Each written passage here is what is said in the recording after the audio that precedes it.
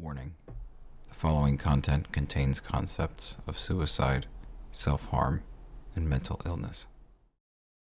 If you or someone you know is experiencing suicidal thoughts or crisis, please reach out immediately to the Suicide Prevention Lifeline at 988 or text HOME to the crisis text line at 741-741.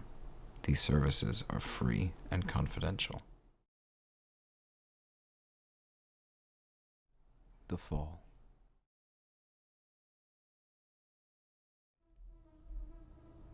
Paradise gleaming underneath the radiant sun.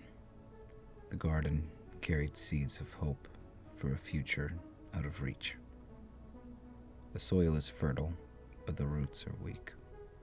The flowers reached to the heavens for warmth, yet the light was lost to them, and so they endured in silence. Not every bloom was pure. As they cultivated, rot festered from within, tainting them to the very core. I strode through the oasis, ignorant of the cancer that had taken root. The very ground collapsed beneath me, its foundation eroded, and as I looked to the sun, its gaze was eclipsed by the cold indifference of the solemn moon. I fall, losing sight of the light that I once held dear. Tumbling in shock, the descent into the chasm below comes swiftly and without mercy. My plummet lasts for what seems an eternity.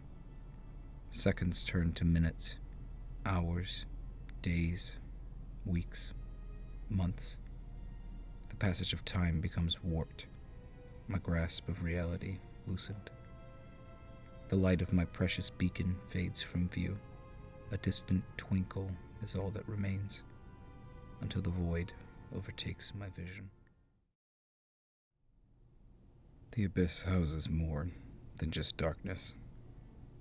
The flames of the inferno scorch my skin with rage. Freezing winds from Cocytus paralyze my soul. Buffeted from all sides, the torment is constant, and I pray for respite.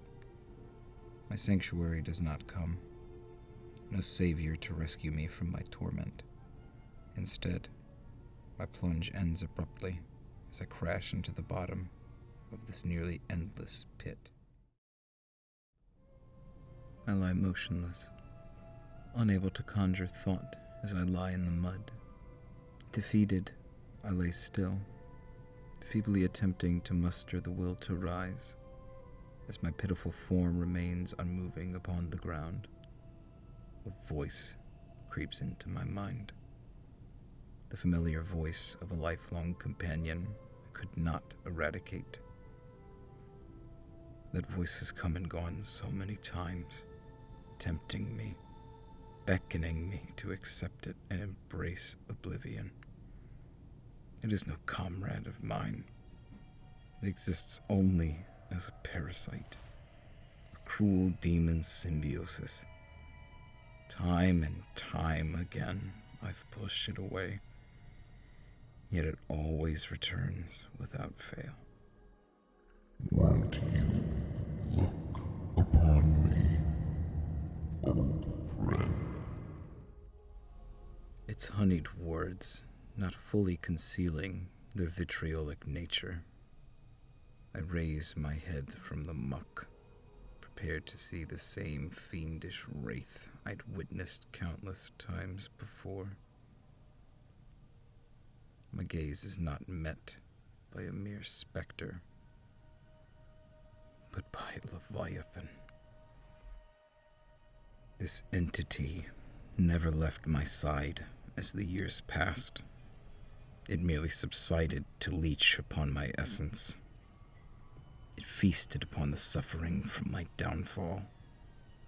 The beast was gargantuan, a sickening worm so engorged with the nourishment of despair that it could never hope to escape this place, forever condemned to have its bloated form within the lowest dregs of this prison.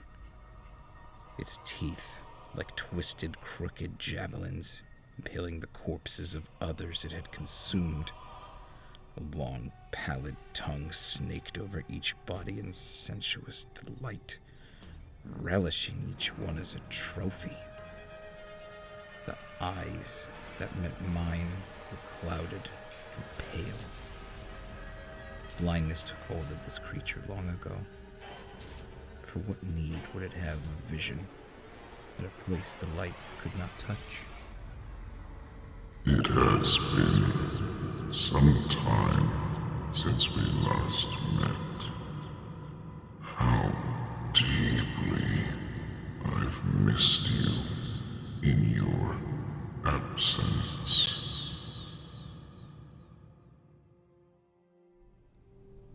Its words crawled into my ears and over my skin like a swarm of insects. I spit in defiance. I have heard your temptations before, and twice I have listened, yet you have never claimed me. A smile slowly crept over its maw, tearing the rotten flesh of its face and wafting the stench of decay into my nostrils.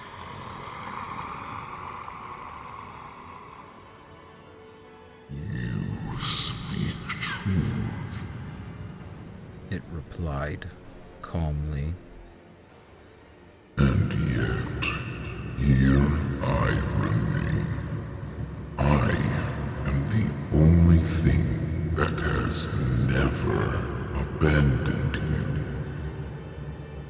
All I wish is for you to accept my love and comfort.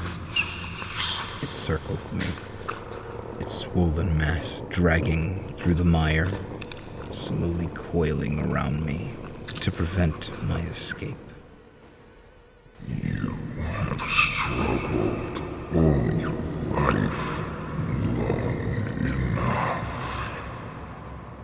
What I offer you is escape, final rest, the peace that you deserve. You speak only to slake your bloodthirst, creature, to sate your unending voracity. I refute. You do not care for me as you did not care for the millions before me. The serpent paused. It considered my response and retorted with condescension. What of Prometheus? What of Sisyphus? Of Tantalus? Do they not agonize for eternity? Do they not cry out of salvation? If offered the prospect of release, would they not surely take it? That is what I offer you. An escape from sorrow, from pain. Give in to me and find the repose you so rightfully deserve. I stare, pondering its statement, as I had done many times before. I have trusted you before, monster. I proclaim, your capriciousness is not hidden from me. Yours is a violent, ugly safety. The peace that you propose is malformed. It does not cease pain. It merely inflicts it onto others once you've gained your prize. A vicious cycle that you propagate in the intention that you shall claim another. You are no liberator, merely another covetous, rapacious thief, attempting to take from others that which you cannot possess.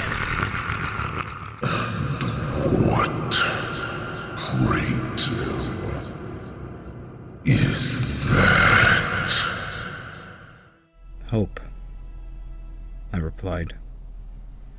You devour hope in the pursuit of satisfying your unceasing hunger, but you will never attain it. You are doomed to search for it unto eternity. Now move aside. I have quite the arduous climb ahead of me. I step forward, fear in my heart, for I do not know if I can ward off this behemoth. But conviction steels my body, and resolve sharpens my mind. It bellowed out, racked with fury. You cannot escape me! I have always been here, and will always be waiting! You have no certainty, no assurances that you will ever reach your precious light again! For a brief moment, I stood still, halting my advance. Yet I shall never know the outcome if I do not try.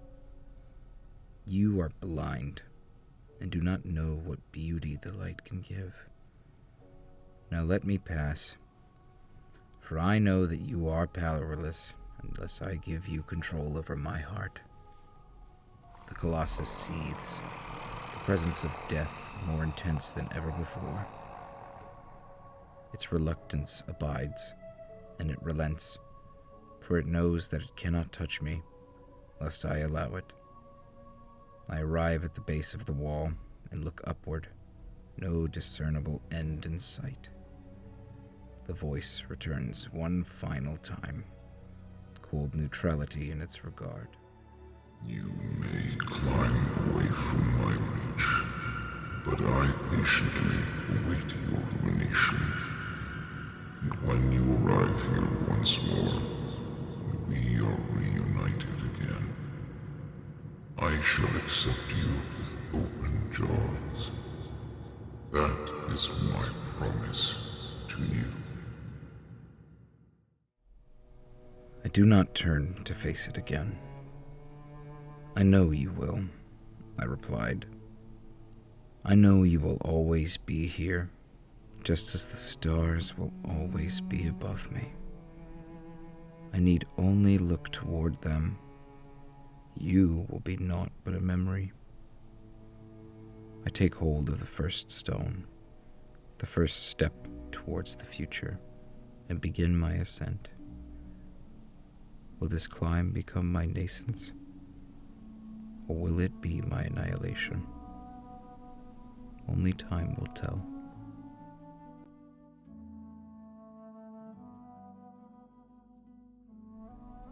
Always remember to love yourself. And if no one else tells you today, I love you. Remember that, even when you hit your darkest moments.